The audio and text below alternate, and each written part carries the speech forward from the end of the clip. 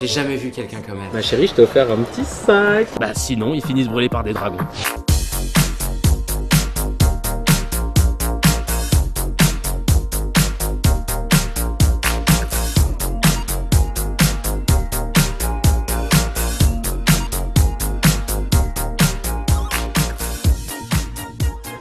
Moi je m'appelle Kevin Razi, j'ai 27 ans, je suis humoriste sur scène et sur internet entre autres. J'ai regardé mon bulletin de paie, ils m'ont enlevé 2 congés payés.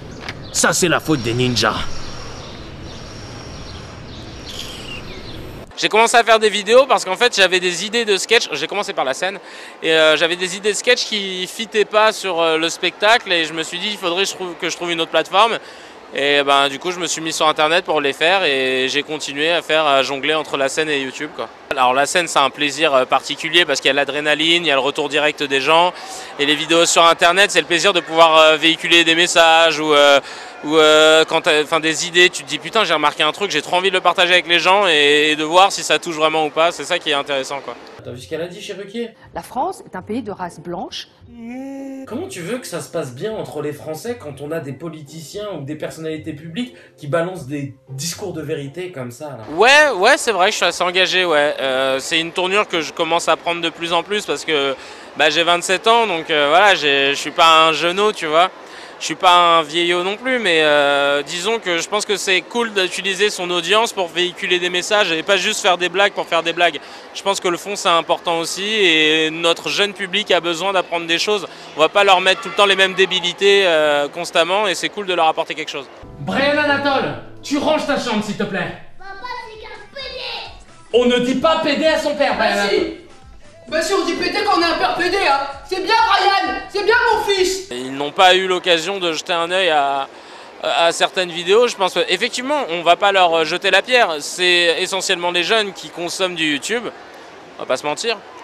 Maintenant, il y a plein de contenus qui peuvent intéresser aussi les 25-35 et même plus. Et c'est bête de se brider, mais on le voit de toute façon, le rapport avec le net, quand on voit par exemple quand Natou a été reçu à On n'est pas couché. Ils ont ce côté un peu genre vieux con qui est un peu chiant parce que les mecs, enfin Natou a 30 ans, je balance pas, hein, elle l'a dit elle-même. Léa Salamé, elle doit peut-être avoir 50 plus qu'elle, tu vois. Donc ils sont limite, elle était en 6e quand Natou était voilà en CE2. Donc elles sont pas si différentes et elle faisait genre, elle connaissait pas alors que ces mecs-là sont tout le temps sur les réseaux sociaux, limite plus que nous. Donc ça me fait rire qu'ils jouent un peu les vieux cons à chaque fois, mais non, mais il faut qu'ils se penchent un peu plus. Il y a du contenu pour les plus jeunes, mais il y a du contenu qui pourrait leur correspondre, c'est juste qu'ils n'ont pas envie de le voir. Ça leur fait peur de voir les chiffres aussi.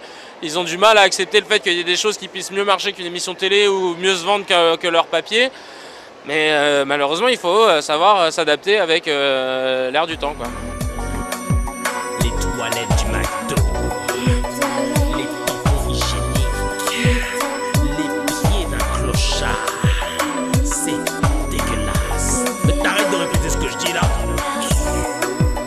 Bon les gars, ça va. Qui c'est qu'a fêté?